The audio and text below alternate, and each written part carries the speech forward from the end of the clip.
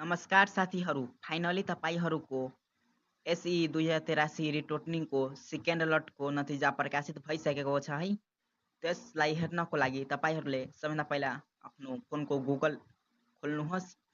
Google खोलिसकेपछि त्यसमा तपाईँहरूले के सर्च गर्नुपर्ने हुन्छ भन्दाखेरि SE.gov.np लेखेर सर्च गर्नुहोस्। यसरी सर्च गरिसकेपछि केही क्षणमा तपाईँहरूलाई यस्तो प्रकारको इन्टरफेस देखिनेछ है। सेकेन्ड लटको नतिजा हेर्नको लागि तपाईँले के गर्नुपर्ने हुन्छ भन्दाखेरि अलि तल जानुहोस्। अलि तल गइसकेपछि तपाईँहरूलाई यस्तो प्रकारको इन्टरफेस देखिनेछ है। यहाँ लेखेको पुनर्योगको नतिजा एसई 2082 दोस्रो चरण टोटल रिजल्ट 2082 सेकेन्ड लट लेखेको छ नि, त्यसको डाउनलोड भन्ने अप्सनमा क्लिक गर्नुहोस्। यसरी डाउनलोड तपाईँले गरिहाल्नु होला है। मैले पहिला नै डाउनलोड गरिदिएको छु, त्यसैले डाउनलोड एगन हेराइरहेको छ है। त्यसैले म डाउनलोड एगनमा क्लिक गर्छु है।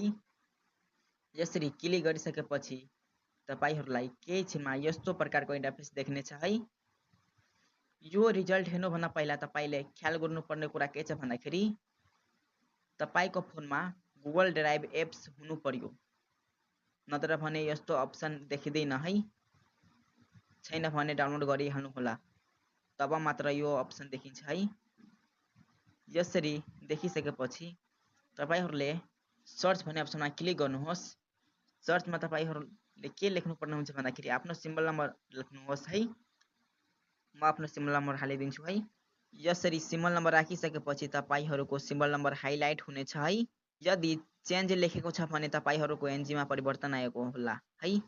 यदि नोट चेन्ज लेखेको छ भने तपाईँहरूको परिवर्तन आएको छैन भने बुझिन्छ है। यहाँ तपाईँहरूले सजिलैसँग हेर्न सक्नुहुन्छ आफ्नो रिजल्ट है।